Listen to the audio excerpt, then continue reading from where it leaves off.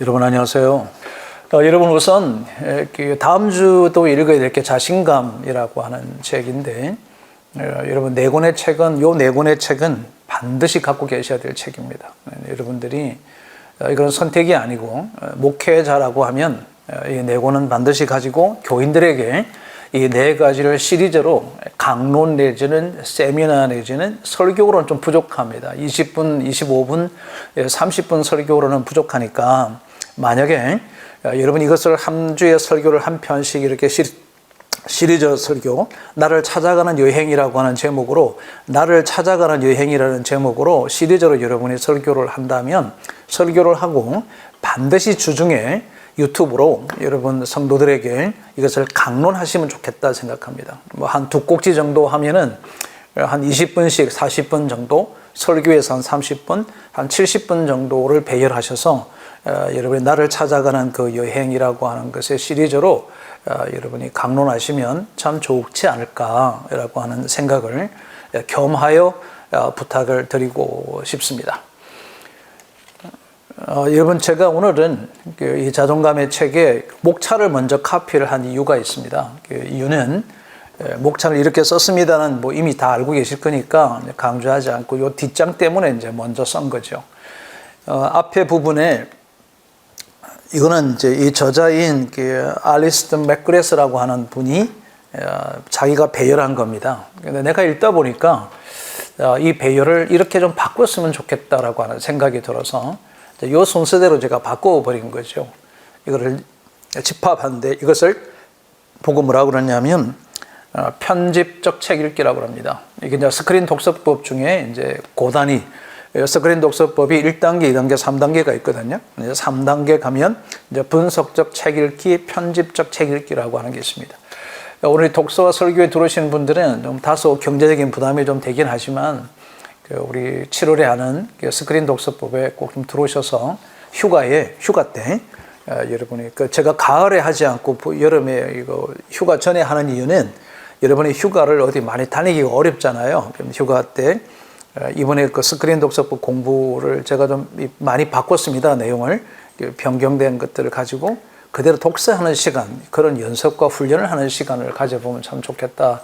그래서 7월에 이제 구직을 하려고 계획을 했던 거니까 여러분 참고하시면 그때 이제 편집적 책 읽기, 분석적 책 읽기라고 하는 코너가 있습니다. 그 시간에 좀 자세하게 설명하기로 하고 이제 이렇게 이제 편집을 한 거죠. 그래서 오늘 강의는 요 편집된 그 책 읽기의 목차를 변경해서 전체 강의 구성을 했다는 것을 좀 미리 말씀을 드리고 싶은 거였습니다. 여러분 그 책 내용에 보시면은 그 지도자의 성숙한 언어 표현의 핵심이라고 하는 것이 있습니다. 그냥 정의를 내리라. 일전에 제가 한번 여러분들에게도 이런 강의를 해드렸던 적이 있습니다.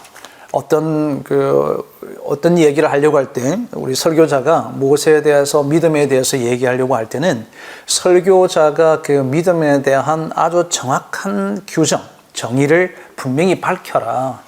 그냥 여러분 믿음을 가지십시오. 이렇게 얘기하면 안 됩니다라는 말씀을 드렸던 적이 있습니다. 그 얘기입니다. 이 책에도 그 책 내용 속에 보면 17페이지에 이렇게 기록되어 있습니다.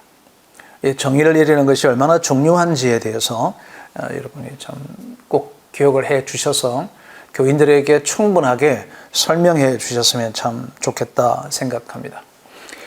이 정의를 내릴 때는 크게 이래 5가지 정도의 그 정의를 나누어서 합니다. 우선 하나는 개념적 정의라고 하는 것은 A는 B다라고 하는 거죠. 우리는 추상적 개념을 사전에 있는 언어로 바꿔내는 것, 이것을 정의를 하는 것을 개념적 정의라 그러고, 이 조작적 정의라고 할 때는 연구하는 사람들이 어떤 이것에 대해서 자기가 어떤 이것에 대한 입정, 검증된 것들을 이렇게 설명하려고 할 때 이 조작적 정의를 합니다. 이 조작적 정의를 쓰는 것은 교수들이나 연구하는 사람들이 가장 많이 쓰는 용어들이 이 조작적 정의가 뭐냐, 당신이 지금 얘기하려고 하는 이것에 대해서 이것이 수치적으로 대답할 수 있는 정의가 뭐냐, 이게 빠지면 논문 기각입니다. 논문에서 기각이 되는 거죠. 이 말은 연구하는 사람들한테는 그 언어에 대해서 자기가 주장하려고 하는 것에 대한 개념이 무엇인가를 정의하는 겁니다. 그런데 중요한 것은 추상적이지 않다는 거예요. 추상적인 개념을 보편적 언어로 바꾸는 것은 개념적 정의라 그러고, 조작적 정의는 반드시 수치로 대답할 수 있는 형태로 내려야 된다는 것입니다. 이것이 조작적 정의라고 하는 것이 차이점입니다. 그 다음 또 세 번째는 언어가 이제 시대적인 사조가 반영된 정의를 합니다. 우리가 지금 공부하고 있는 것은 이 부분을 가장 강력하게 하고 있습니다. 자존감 수업이라고 하는 책이 베스트셀러였습니다. 수년 전에. 지금도 이제 많이 읽혀지는 책 중에 하나잖아요. 그런데 이것은 자존감 수업은 자존감이라고 하는 시대 속에서 살아가고 있는 사람들의 언어인데, 이것을 우리가 가지고 오는 겁니다. 그러면 그리스도인의 자존감은 어떻게 해야 될 것인가를 가지고 올 때 우리가 이 자존감에 대한 정의를 이렇게 내릴 수 있는 거잖아요. 이것을 이제 복음적 정의라고 하기도 하는데, 이 언어적인 시대의 사조가 반영된 정의를 한다면 이렇게 이야기하는 거죠. 하나님이 나를 사랑하셔서 십자가를 통하여 나를 구원해 주셨던 것, 이것이 내가 그 정도로 존중한, 내가 그 정도로 귀한 존재이다. 그래서 마땅히 우리는 존재감이 있는 존재이다라고 하는 것을 규정하는 것을, 이게 시대적 언어에 대한 정의와 복음적 정의를 같이 함께 아우러가는 거죠. 이론적 정의라고 하는 것은 어떤 특성화하려고 할 때 어떤 이론적인 정의를 정명해내는 거죠. 정명하는 거죠. 이것을 왜 이렇게 했는지에 대해서 입증할 때 이론적 정의를 내리게 되죠. 그래서 가능한 한 이 규정을, 정의를 내릴 때는 단답이 참 좋습니다. 자존감이란 스스로 자기를 존중히 여기는 감정이다. 이렇게 정의를 내리는 것들이 참 좋다. 자, 우선 자존감의 개념에 대한 이야기입니다. 자존감이란 도대체 이 개념이 뭐냐라고 하는 거죠. 그래서 이 저자의 이번 책의 특징을 아시죠? 세상에서 이야기하는 자존감이 무엇인지에 대해서 막 논쟁을 다 얘기해 줍니다. 그리고 나서 기독교적인 자존감은 이거다라고 하는 것을 아주 건명하게 대비시키는 그런 방법으로 책을 썼습니다. 그래서 우리에게는 무엇을 가져다 줬냐면, 세상에서 자존감이 무엇이라고 하는 것인가를 굳이 또 다른 책을 읽지 않아도 이 책을 통해서도 자존감에 대한 이야기를, 정보를 충분히 가질 수 있다라고 하는 강점이 이 얇은 책에서 주어졌다고 하는 거죠. 그래서 여러분들에게도 제가 이걸 뺄까 생각하다가 이번 차에 어떤 분들이 이 자존감과 관련되는 심리학자들이 있었는지를 그냥 이름 정도는 이렇게 알아가는 것도, 또 책도 한 권 정도씩은 사두는 것도 참 좋지 않을까라고 하는 생각이 들어서 이번에 대표적인 책들을 여러분과 함께 소개를 해드리려고 했던 겁니다. 그래서 여기에는 설명을 많이 드리지 않으려고 합니다. 윌리엄 제임스라든지 또 플로이트는 워낙에 유명하니까, 여러분 이 책은 뭐 플로이트의 여자라고 하는 책은 워낙에 유명한 책이라 대부분 갖고 있을 거라고 생각을 합니다만, 그래도 혹시 구입하지 못한 분들이 있으신 분들은 꼭 좀 준비해 두셨다가 하면 좋겠고요. 아들러라고 하는 것은 우리나라에 아마 이 코로나가 일어나는 2019년도 정도부터 지금까지 이제 아들러의 심리학이 뭐 서점에 온통 아들러 심리학이, 심리학이라면 아들러의 심리학이고, 이 아들러의 심리학을 또 이 설명한 사람이, 일본 사람이 이것에 대해서 번역하고 이렇게 한 것들, 책들이 워낙에 많이 나와 있습니다. 그래서 여러분들께서 이분의 책에 대해서 관심도 좀 가져주시면 좋겠고요. 미움받을 용기라고 하는 책은 아들러 책 중에서 굉장히 대표적인 책입니다. 1권, 2권이 나와 있는데, 여러분 1권만 꼭 사셔서 좀 읽어보시면 참 좋을 것 같아 생각합니다. 이분 이제 앨런 백이라기도 하고 아론 백이라고도 하는데, 인지치료에서는 아주 선구자적인 분이라고 합니다. 저는 이분에 대해서 특별히 강의를 듣거나 이러진 않았는데, 그 책을 읽어보니까 이분이 하는 자기 스키마라고 하는 것이 아주 굉장히 중요한, 우리 교회 공동체와 우리 공동체가 무엇을 해야 될 것인지를 단명하게 보여주는 매우 중요한 얘기가 기록되어 있는 것을 이제 보게 된 거죠. 그래서 여러분에게 아주 적극적으로 추천해 줍니다. 드리고 싶습니다. 그 인지치료라고 하는 것에 인지행동치료, 이분이 이제 선구자인 거죠. 선행연구자이기도 한데, 이분이 뭐라고 얘기했냐면, 자기 스키마라고 하는 것은 본인의 행동에 대한 어떤 감시나 자신의 어떤 감정, 또 남들의 판단, 또 그리고 가족이나 기타 사회 단체의 소속감을 통해 얻어지는 것이 중요하다. 이걸 얘기한 거죠. 고로 가정의 중요성과 교회 공동체가 지금 도대체 무엇을 해야 될 것인지를 얘기해주는 그런 인사이트를 주는 어떤 하나의 소스가 될 것 같습니다. 또한 자아관의 형성은 자기가 어떤 긍정적 자아관을 형성하는 것은 굉장히 중요한 타인들의 의견이 내 내면 속에 안착된다는 거죠. 그래서 부모들이 자녀들에게 어릴 때부터 무슨 얘기를 해야 되는지가 아주 정확하게 중요하다는 것을 입증해. 여러분, 이게 바로 인지치료, 인지행동 역량의 심리에 굉장히 큰 영향을 준다라고 하는 것을 설명한 분입니다. 그래서 우리 교회 공동체가 여러분, 이래 누군가를 피드백한다, 멘토링한다라고 하는 것이 얼마나 중요하냐 하면은 우리가 누군가에게 얘기를 해주는 것이 나에게 내재화가 되어버린다는 거죠. 그래서 마치 내가 어떤 자아상이 형성되느냐 하면 타인의 이야기인데 이 타인이 내게 영향력을 행사할 수 있는 사람이라고 한다면 더더욱이 그 무게감은 내 속에서 어떤 내면화되는 것은 굉장히 깊이 있게 뿌리내릴 수 있다라고 하는 거죠. 예를 들면 저희 아버님 같은 경우는 제게 아주 억압적인 피드백을 하셨습니다. 그래서 저는 아무것도 할 수 없는 사람으로 이제 어릴 때부터 막 이렇게 생각이 들었던 거죠. 언제부턴가 이제 철이 좀 들기 시작하면서 내가 그렇지 않지 않느냐, 내가 꼭 이렇게 눌려서 살아가야 되겠느냐라고 하는 그 스스로의 극복하는 애씀을 이제 발견하고 노력을 해왔던 결과이긴 하지만 우리들의 언어가 그만큼 중요하다. 어떻게 멘트하느냐, 어떻게 피드백하느냐가 매우 중요하지 않을까. 그리고 교회 속에서는 그런 측면에서 보면 건강한 피드백의 중요성이 매우 중요하다고 저는 봅니다. 그래서 우리 목사님들, 교인들이 이 피드백하는 훈련과 그리고 피드백에 대한 기술들을 교육을 하든 세미나를 하시든 어떤 교인들에게 훈련을 시키든 피드백의 기술들을 함께 나누실 수 있으면 참 좋겠다 생각합니다. 특별히 우리 사모님들 같은 경우는 목회자들에게 어떤 얘기를 계속 하느냐에 따라서 그 목회자가 내재화가 되어진다라고 하는 점을 감안해 본다면 우리 사모님들의 그 어떤 피드백이 중요하기 때문에 피드백 훈련의 가장 최일선이 우리 사모님들에게 필요하지 않을까라고 하는 생각이 들기도 합니다. 이 셀 리더들이 이제 우리 또 교회 중직자들이 우리 성도들에게 어떻게 피드백을 해줘야 되는지에 대해서도 여러분들이 좀 인지하시고 그들이 우리가 어떻게 피드백하느냐에 따라서 그들의 성도들의 삶 속에 내재화가 된다라고 하는 이 중요도를 이 피드백의 기술로 우리가 함께 보완해 나가도록 하면 좋지 않을까 이렇게 생각합니다.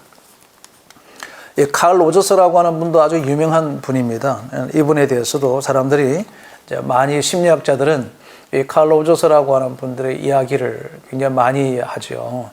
왜 이분에 대해서 여러분에게 말씀을 드리냐면 실제적으로 우리는 자기도 모르게 다른 사람들의 가치관 속에서 살아가고 있다는 거예요. 다른 사람들이 주입해준 가치관에 따라서 살아가고 있는데 이렇게 되다 보면은 자신을 잃어버리고 자신이 누구인지 모르는 상태에서 그냥 막 살아가게 되는 이런 것들을 얘기를 하는 그렇게 치료해야 된다라고 얘기하는 사람의 내용입니다.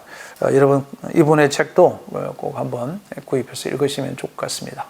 매슬로우의 욕구의 피라미드는 여러분은 워낙에 많이 알고 계시기 때문에 설명을 하지 않도록 하겠습니다. 자, 두 번째는 그러면 이런 자존감들이 드러나는 방법들이 뭐로 드러나는가? 대략 오늘 저자는 5가지로 이렇게 얘기한다고 합니다. 5가지로 드러난다. 그러니까 자존감이 나타나는 어떤 유형이죠. 형태이죠. 우선 하나는 아주 정체성으로 자존감이 드러난다. 그래서 자존감이 분명한 사람은 뭐가 분명하냐면 내가 어떤 길을 걸어가야 되고 나는 앞으로 이런 사람으로 간다. 나는 이렇게 사역을 한다라고 하는 것이 명확하다는 것입니다. 이게 정체성입니다. 정체성이 확립이 된 사람은 자존감이 굉장히 강한 거죠. 우선 여러분 이번 주 책과 다음 주 책에서 여러분이 갈등하게 될 요소가 하나 있습니다. 자존감이 강하거나 자신감이 넘치면 교만하지 않겠느냐. 혹시 이렇게 여러분 생각하실까봐 제가 다음 주에도 말씀을 드리겠습니다만은 교만하고 전혀 관계없는 겁니다. 실체가 없는 것은 실체가 없이 자기를 드러내는 것은 교만입니다.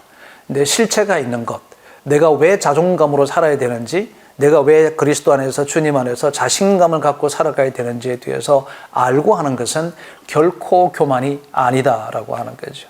이런 대전제를 놓고 여러분이 함께 계속 참여하시고 읽으시면 참 좋겠다는 겁니다. 자존감이 강한 사람은, 자존감이 선명한 사람은, 건강한 자존심을 갖고 있는 사람은 자기의 정체성이 명확하고, 자존감이 낮은 사람일수록 자기의 정체성이 약합니다. 어떤 결정하거나 선택하는 것이 굉장히 힘들어합니다. 정체성이 불완전하기 때문에 그런 거죠. 두 번째는 숨은 자아라고 되어 있는데 이것은 위선으로 드러난다는 겁니다. 숨은 자아라고 하는 것은 어떤 아무도 나를 몰라요. 내 속에 가리워져 있는 것. 그렇죠? 그래서 우리는 흔히 이런 얘기 하잖아요. 이중인격자, 이중적 사람 이러잖아요. 속을 모르겠다, 이러죠. 그러니까 이게 자존감이 어떻게 드러나냐면 위선으로 드러난답니다. 위선으로. 31페이지를 여러분 보시면 설명이 되어져 있습니다. 위선으로 드러난다. 이게 내적 자아로 그렇게 나타난다. 이중적 플레이를 한다는 거죠. 세 번째는 이제 개성이 강해진다라고 하는 거죠. 이것은 개인의 독특한 어떤 특성과 정체성 자체를 밝혀지는 것이 개성이 뚜렷하다. 이 자존감이 강한 사람은, 자존감이 안정이 되어 있는 사람은 자기의 특성과 자기의 개성이 안정되어 있습니다. 그게 선명하다는 거죠. 파도를 타는 게 아니라고 하는 일관성을 가지고 있는 것, 이것이 자존감이 있는 사람에 나타나는 특징이죠. 시대적으로 이제 이 저자는 어떻게 얘기하고 있냐면 자서전을 쓰는 어떤 그런 시점부터 이 자존감의 문제와 개성이 뚜렷하게 드러나게 되면서 자신을 스스로 존중히 여기고 살아가는 시대적인 심리적인 변화들이 일어났다, 이렇게 설명하기도 하고 있습니다. 세 번째, 우리는 이제 프라이버시라고 하는 얘기 많이 하잖아요. 이 프라이버시를 지켜달라, 프라이버시를 침해해달라, 침해하지 말라, 이런 이야기들은 실제적으로 이제 어떻게 보면 자기의 어떤 자존감을 지키고 싶어 하는 거죠. 그래서 이게 강해지다 보니까 프라이버시를 침해받지 않고자 하는 자기만의 영역을 만들어가는 잘못된 자존감 지키기로 가게 되죠. 그러다 보면 개인적인 삶, 고립된 삶을 살아가게 되죠. 요즘 우리 젊은 아이들이 너무 고립되어져서 혼자서 고독사를 하는 경우도 빈번하게 일어나서 사회적인 아픔을 주는 건데, 역시 이것도 자존감이 낮기 때문에 나타나는 거죠. 여러분, 이 프라이버시라고 하는 것은 프라이버시를 강하게 지키려고 막 하는 사람일수록 어떤 문제가 있는 줄 아시죠? 자존감을 지키려고 자기만의 세계를 이렇게 가두기 때문에 건강한 자존감이 아니라고 하는 겁니다. 이 자존감이 이제 뚜렷한 사람들, 이런 사람들은 주로 자기를 관찰할 수 있는 시간과 환경을 많이 가지려고 애를 씁니다. 그래서 저는 우리 목사님들께서 가끔씩은 자기 성찰의 시간들을 좀 가져봐서 자기 개인과 나를 하나님 앞에서 직면해보는 그런 시간들이 좀 많이 필요하다. 세상 사람들은 이렇게 노마드라든지 노마드 세대라든지 보버스 세대라고 하는 아주 특성으로 만들어 갑니다. 자기만의 어떤 생활을 영위해 가려고 하는 거죠. 지금 여기 보면 이재용 씨가 부산에 내려갈 때 이제 이런 복장을 하고 내려갔거든요. 그때 수행원이 아무도 없었어요. 그러니까 자기가 혼자서 이제 지방에 있는 회사에 이제 한번 갔다 오겠다고 하고 움직인 거죠. 근데 그러면서 뭘 하느냐 하면 자기를 한번 돌아보고 자기를 점검해 보려고 한다. 이게 자존감이 나타나는 그 방법 유형인데, 이것이 시대적으로 지금 이런 현상으로 드러나고 있다라고 하는 겁니다. 자존감이라고 하는 것은, 그러면 실제로 자존감의 정의가 뭐냐라고 하면 이렇게 이제 37페이지에 기록되어져 있습니다. 여러분이 좀 읽으시면 좋겠고요.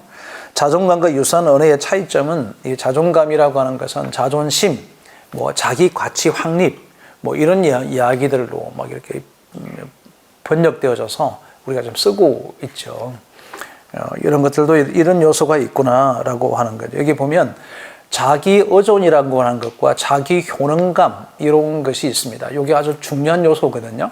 그러니까 자존감을 구성하는 것은 자기 의존성과 자기의 효능감이 있다. 이거 나중에 이제 뒤에서 설명이 나옵니다. 설명이 나와서 자기 의존은 뭐 나를 의지한다 이런 뜻이 아닙니다. 이런 뜻이 아니고 자기 자신에 대한 것이 아주 선명하게 될 때는 그것이 내 기준이 된다라고 하는 거죠. 내 선명한 것이 기준이 되기 때문에 이 자존감이 강한 사람은요, 어떤 선택과 결정이 선명합니다. 그러니까 선택과 결정을 머뭇거리지가 않습니다. 이게 정체성이 있는 사람과 자존감은 일치한다 말씀을 미리 드렸는데, 자존감이 강한 사람은 선택과 결정의 어떤 기로에 섰을 때 그다지 오래 고민하지 않고 어떤 결정을 아주 명확하게 하고 선명하게 한다는 거죠. 왜 그러냐면 자신의 효능감이 발동되기 때문이다. 이것이 내가 가지고 있는 기준에 옳은 거다. 이렇게 가는 것이 맞아라고 하는 것이 서져 있기 때문에 쉽다는 겁니다. 우리 주변에 보면 우리 목사님들이 어떤 그 우유부단하다, 또 머뭇거림이 많다, 어떤 결정장애 요인을 갖고 있다, 이런 얘기들을 가끔씩 이렇게 듣게 됩니다. 근데 그런 요인들은 종국적으로 쭉 가다 보면 자존감의 문제로 기착하게 될 수 있다라고 하는 것도 우리가 요즘에 생각해 볼 필요가 있습니다. 자존감의 기초에 대한 이야기를 좀 함께 좀 해보려고 합니다. 자, 여기부터는 여러분 여기다가 가로를 해 놓으시는데 세상에서 세속적인 자존감의 정의입니다. 지금 얘기하는 자존감의 기초는 세상에서 세속 사람들이 하고 있는 그 자존감들은 어떻게 이제 이 자존감이 생기느냐, 자존감의 근거를 뭐로 갖고 있는지에 대해서 우리는 대략 5가지를 여러분이 보게 될 것입니다. 이게 이제 세상에서 갖고 있는 자존감의 기준, 자존감의 기초라고 하는 겁니다. 그리고 기독교의 기초는 뭘까? 뒤에 나오겠죠. 이것을 오늘 여러분이 아주 선명하게 좀 우리가 서로 함께 이해할 수 있는 그런 시간이 되면 참 좋지 않을까라고 생각하는 겁니다. 우리는 모든 사람들은 어떤 행동하는 것을 보면 그 행동의 그 기초는 근저에 들어가면 행동을 하게 유발시키게 되는 어떤 심리적인 근거가 있다라고 하는 겁니다. 그래서 그 근거에 따라서 어떤 행동을 하게 된다. 행동을 보면 이 사람이 어떤 사람인가를 볼 수 있지 않겠느냐라고 하는 거죠. 그런데 요즘은 그렇게 모른다는 겁니다. 왜 그러냐면 드러나 있는 A가 드러나 있는 저와 내면에 갖고 있는 내가 다를 수 있다라고 하는 전제인 거죠. 그게 어렵다는 것입니다. 굉장히 어렵죠. 그래서 우리 기독교계에서 그리스도인들에게는 투명하게 살아라, 정직하게 살아라고 하는 것이 뭐냐면 정직하게 살아라고 하나님 앞에서 거짓말 하지 말라, 이거 의미 아닌 거 아시잖아요. 여러분, 정직이라고 하는 것은 내 내면과 밖에 똑같다는 뜻입니다. 내 내면에 일어나고 있는 것과 내가 밖으로 드러나는 것이 똑같다는 것이 정직한 사람입니다. 하나님이 원하시는 사람은 정직한 사람이다. 내가 안과 밖에 동일한 사람을 얘기하는 거거든요. 나중에 잠깐 보겠습니다만은 여러분 오늘 책 중에 보면 페르소나라고 하는 거 있습니다. 페르소나라고 하는 게 아마 다다음 페이지에 나올 텐데, 이 페르소나가 나타나게 되고 페르소나 영화도 나오고 뭐 드라마도 하고 뭐 이러잖아요. 그거 하는 것은 뭐냐면 이 문제 속을 모른다는 거예요. 겉으로 드러나고 있는 그 형태로만 그 사람을 평가하게 되는 거죠. 이게 참 많이 어렵습니다. 또 더 이게 어려운 이유가 있습니다. 우리가 이 사람들의 인지가 하기가 어려운 것은 그 행동으로는 그걸 알기가 어렵다라고 하는 것은 무엇을 알 수 있느냐면 그가 하고 있는 어떤 사회적인 역할, 그의 사회적인 행동에 대한 근거인 어떤 역할을 하느냐에 따라서 그 역할이 마치 그 사람인 것으로 평가되는 거예요. 우리끼리 얘기하면 이런 겁니다. 목사이기 때문이다. 목사라고 하는 역할이 있기 때문에 목사라고 하는 그 역할을 수행하는 것, 그 역할대로 행동해 가는 것이 저분이 진짜구나, 이렇게 알게 된다는 거죠. 그런데 막상 그분을 개인적으로 가까이서 보니까 그게 아닌 거예요.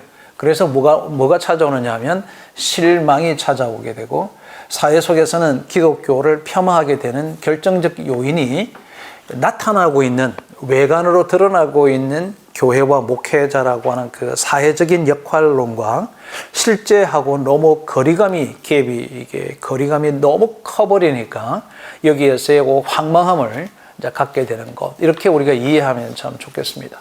그런 맥락에서 보면 여러분, 이 자존감의 공부는 우리 오늘 저와 여러분의 허상을 벗는 굉장히 중요한 요소 중에 하나일 수 있습니다. 우리가 하나님 앞에서 어떻게 살아가야 되는지에 대해서도 알 수 있는 기회가 되기도 되거니와 우리가 성도들 앞에서 우리 목회자들이 어떻게 앞으로 목회를 해나가야 될 것인가에 대해도 어떻게 보면 결정적 요인 중에 하나가 이 자존감을 내가 형성해내는 것에 있지 않을까라고 하는 것이기 때문에 어떤 면에서 보면 오늘 굉장히 중요한 과목을 주제를 저와 여러분이 함께 좀 고민하고 있다라고 저는 생각하는 거죠. 자존감의 기초는 오늘 여러분 이제 지금 소 타이틀을 제가 정리해 드린 겁니다. 이건 별도로 있는 게 아니고 여러분들이 자존감의 기초의 5가지 얘기를 하려고 합니다. 이야기입니다. 이 자존감의 기초는 방금 말씀드렸던 것처럼 세상에서 얘기하고 있는 자존감의 기초입니다. 혈통. 혈통이라고 하는 것은 우리 뿌리라는 영화, 오래전에 나온 영화입니다. 우리 젊은 우리 목사님들은 뭐 이 영화를 혹시 본 적이 없을 수도 있거든요. 뿌리라고 하는 오래된 영화인데 그 당시에 전 세계에서 이 뿌리라는 영화가 엄청난 인기를 끌었죠. 우리나라 같은 경우는 그 족보라고 하는 게 이게 혈통적 개념이잖아요. 뭐 우리 몇 대손 뭐 이런 거죠. 제가 어릴 때도 저희 집에 족보가 이렇게 있었습니다. 족보가 있어서 제가 장을 맞으니까 아버님이 그 족보제 펼쳐놓고 너가 말이야 뭐 몇 대손이고 그 위로 올라가면 누가 있고 이러는데 이게 내게 어떤 의미가 있는가라고 하는 생각을 어릴 때 그냥 하고 지나쳤는데요. 대부분 이제 그 자존감의 심리학자들이나 이분들의 상담을 해보면 이분들은 이제 그 과거 추적을 하잖아요. 여러분 그건 잘 아시죠? 상담의 기법은 우리나라 지금 현재 상담의 기법 자존감의 부분과 연결되는데 상담은 과거로부터 돌아갑니다. 그죠? 과거로 가서 현재로 끌고 오는 겁니다. 목회는 우리가 신앙은 뭐냐면 미래를 향해서 지금을 미래로 가게 하는 겁니다. 완전 시점이 완전히 다른 거예요. 우리 기독교의 강점은 뭐냐면 현세가 아니고 미래입니다. 내세입니다. 내세. 그리고 우리의 지향점은 항상 내일을 향하고 지금을 살게 하는 거죠. 그런데 심리학이나 정신과나 이런 쪽에서는 상담요법은 과거에서부터의 추적하는 겁니다. 과거, 오늘의 현상을 과거, 그래서 어떻게 했다는 거지? 라고 하는 캐쇼를 던지게 하는 부분이라는 거죠. 이런 맥락에서 보면 혈통이라고 하는 것이 기독교적인 관점에서는 그다지 중요하지 않지만 지금 세상에서는 굉장히 중요합니다. 그죠? 어느 집안에서 태어났느냐 이게 이제 우리 나오는 소위 말하는 금수저, 흙수저, 은수저에 대한 얘기가 이런 겁니다. 이게 혈통적 개념이라고 하는 거죠. 그 뿌리가 그래서 그래 이런 거죠. 자, 여기서 우리가 던져야 될 질문이 있습니다. 나는 진짜 누구인가? 우리 뿌리가 어디죠? 우리의 뿌리는 아담인가요? 하나님으로부터 뿌리를 둡니다. 우리의 근거는 하나님에게로 뿌리를 두기 때문에 세속적인 사람들과는 뿌리의 근원이 근본적으로 파워가 다른 거죠. 이것을 우리 교인들이 알아야 된다는 거죠. 우리의 뿌리는, 우리의 혈통은 부모의 육신적인 혈통으로 가는 게 아니라고 하는 거죠. 그래서 이 그리스도의 자존감을 세울 때 내가 누구인가에 대한 아주 명확한 자기의 자아상입니다. 오늘 여러분에게 4권의 책을 소개해 드렸는데 지금 이미 정체성에 대한 이야기 해드렸고 지금은 자아상이 얘기하고 있습니다. 긍정적 자아상이라고 하는 것을 만약에 우리가 정확하게 우리 교인들이 물으면 답을 당신 내가 누구냐? 난 하나님의 아들이야. 유명한 일화들이 참 많잖아요. 그죠? 방어진 울산에 가면 이제 방어진 울산에 계시는 목사님들 계시죠. 울산 방어진에 가면 방어진이라는 곳에 한 교회가 있는데 이 신실한 장로님께서 방어진은 과거에는 이제 해안 초소들이 있어서 경비를 씁니다. 그리고 통행 금지가 있을 때 시기였는데 장로님 한 분이 이제 교회 가셔서 밤늦게까지 기도하다가 시간 가는 줄 모르고 하나님과 교제하고 기도하다가 집을 돌아오는데 아마 자정 시간하고 거의 이제 겹치는 시간이었던 것 같아요. 그리고 이분이 논두렁을 따라서 찬양하면서 막 가니까 당연히 초소들이 손들어 누구냐 이렇게 묻게 되잖아요. 그러니까 손들어. 그리고 손을 드니까 누구냐 그랬더니 나 하나님의 아들이요 라고 했다고 합니다. 그 하나님의 아들이란 말이 그런 위급한 상황 속에서 툭 물었을 때에 내가 하나님의 아들이다라고 하는 것은 그분은 굉장히 건강한 긍정적 자아상을 가지고 있는 사람이다. 자기의 존재가 무엇인지를 명확하게 아는 사람이다 라고 하는 거죠.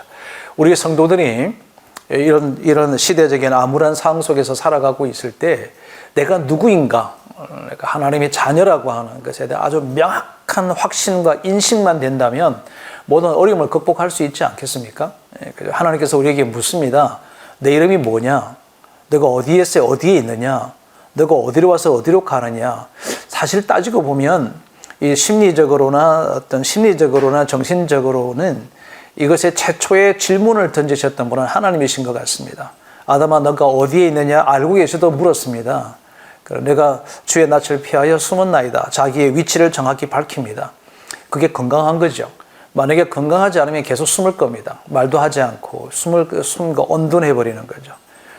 이런 게 이제 우리 사회적으로 우리 기독교가 우리가 무엇을 어떻게 해야 될 것인지에 대해서 생각하게 해주는 아주 중요한 부분이라고 생각합니다. 세상에서는 두 번째가 역할 수행. 제가 이미 잠깐 말씀을 드렸는데 내가 무엇을 하고 있는가, 또 이런 게 자존감에 관련되는 거라고 하는 겁니다. 그러다 보니까 이제 어떤 문제가 생기느냐 하면 여기 보면 그 페르소나라고 하는 게 이제 생기게 된 거죠. 이 페르소나라고 하는 용어는 우리가 좀 잘 인식하고 계셨으면 참 좋겠다 생각합니다. 이거 지금 제가 여러분에게 47페이지에 있는 내용을 옮겨둔 것은 제가 봐도 좀 어려워요. 이게 무슨 말을 하려고 하는지 잘 모르겠어요. 페르소나는 그 라틴어로는 탈입니다. 탈. 우리 탈이죠. 가면이라고 하는 거고요. 예를 들어서 히라브에서는 이 페르소나라고 하는 것이 이제 가면이라고 이렇게 번역을 했습니다. 가면인다는 거죠. 이 가면의 정의를 제가 말씀을 드리면 이런 겁니다. 나 개인이 사회적인 요구에 반응해서 밖으로 내어놓는 나 내적인 공적인 얼굴이다. 밖으로 내어놓는 내 공적인 얼굴이다. 목사는 그렇게 보이잖아요. 그죠? 그렇게 보여야 한다? 이게 페르소나예요. 물론 거룩하죠. 저와 여러분의 삶이 거룩한데 이 거룩한 것을 드러내야 된다. 과거에 우리 부흥사 목사님들 보면 목소리가 이렇게 확 바뀌잖아요. 그죠? 강단에 있을 때 소리하고 내려올 때 목소리가 막 바뀌어요. 그죠? 강단 여러분 그 강단 부흥의 목소리 다 하실 줄 아시죠? 그냥 이렇게 뭐 깔아놓고 막 하잖아요. 그죠? 그게 뭐냐면 사회적인 요구에 반응하기 위해서 나는 아닌데 밖으로 드러내어 놓는 공적인 얼굴이 페르소나다. 이런 면에서 보면 여러분 우리 목회자의 위험성이 하나 있습니다. 그건 우리가 가면을 쓰고 지금 살아갈 수도 있다라고 하는 거죠. 그런 맥락에서 보면 우리도 무의식 중에 페르소나가 될 가능성이 굉장히 높습니다. 그게 지도자들이 그렇게 될 가능성이 높다. 저는 지도자들 중에서도 우리 목회자가 이런 페르소나적 어떤 삶을 살아갈 수도 있지 않을까. 나는 그래서 여기서 오는 갭이 있잖아요. 내가 드러내는 나와 나의 실제적인 내가 너무 거리감이 있을 때 오는 갈등. 우리 목회자의 심리 치료가 필요한 것은 이 갈등 구조를 어떻게 이걸 해결해 나가는가가 아마 굉장히 큰 고뇌가 되지 않을까라고 하는 생각도 강의를 준비하면서 하고 있습니다. 타인의 사랑이라고 하는 부분도 참 중요하죠. 이건 어떤 거냐 하면은 세상 사람들은요, 사랑으로서 어떤 다른 사람이 나를 어떻게 사랑해 주느냐에 따라서 내 정체감이 확 달라져 버리는 거죠. 실제 그런 거 많이 보잖아요. 그죠? 내 배우자가 어떻게 하는지 따라서, 또 부모가 내게 어떻게 하는지 따라서, 저도 마찬가지 어릴 때 부모로부터의 사랑의 빈도수가 작은 만큼 제가 그 사랑을 잘 모르는 거죠. 그래서 자존감이 낮아지는 거죠. 내가 하나님 만나고 주님 만나니까 주님 만나고 나서 주님이 나를 위해서 대신해서 돌아가셨다는 그 사실 하나만으로도 저는 굉장히 존엄한 존재인 거죠. 존중받을 만한 존재라고 하는 거죠. 사랑의 대상이 사람이 아니라 하나님이라고 하는 거죠. 그래서 이렇게 정의할 수 있을 것 같습니다. 하나님의 크기가 나의 자존감의 크기다.